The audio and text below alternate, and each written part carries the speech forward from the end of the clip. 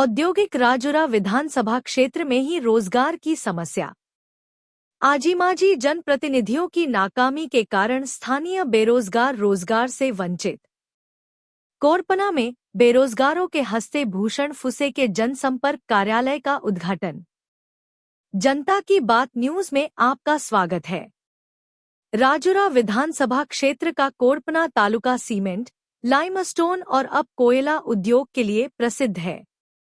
यह तालुका औद्योगिक रूप से समृद्ध और उन्नत है, लेकिन यहाँ के बेरोजगार युवाओं की समस्या चरम पर है और बेरोजगारों की समस्या दिन ब दिन बढ़ती जा रही है।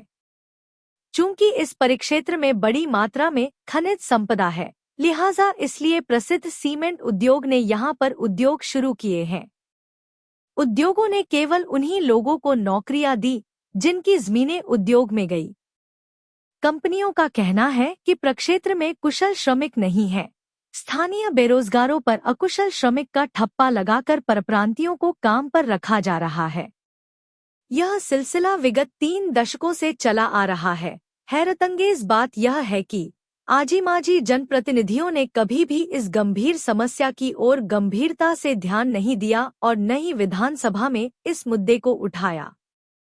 सामाजिक कार्यकर्ता भूषण फुसे ने सनसनीखेज आरोप लगाते हुए कहा है कि सिर्फ चुनाव के समय स्थानीय बेरोजगार युवाओं को रोजगार का सपना दिखाकर आजीमाजी जनप्रतिनिधि लॉलीपॉप दिखाकर गुमराह करते आ रहे हैं।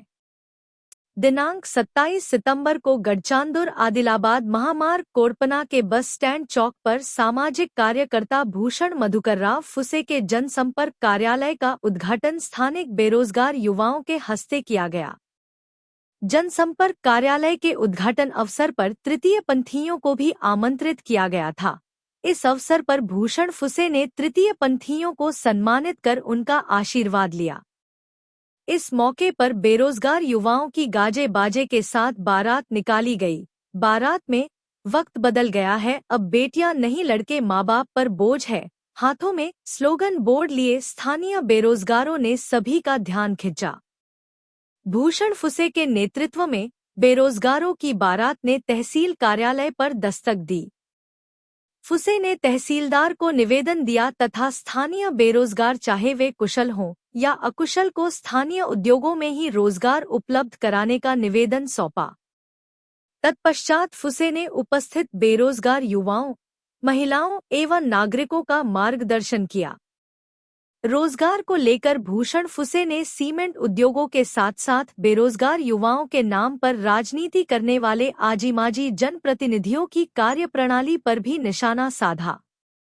आजीमाजी जनप्रतिनिधियों ने अगर समय रहते स्थानीय लोगों को स्थानीय स्तर पर रोजगार उपलब्ध कराने का मुद्दा विधानसभा में उठाया होता तो यहाँ के युवाओं को रोजगार से वंचित नहीं होना पड़ता और न ही यहाँ वहाँ भटकना पड़ता, ऐसा आरोप भी फुसे ने लगाया।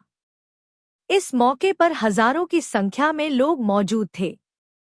रोजगार को लेकर फुसे के विचारों से बेरोजगार युवाओं में एक नई चेतना जगाई है और देखने में आ रहा है कि आने वाले विधानसभा चुनाव में बेरोजगार युवा सामाजिक कार्यकर्ता भूषण फुसे की ओर आकर्षित हो रहे हैं।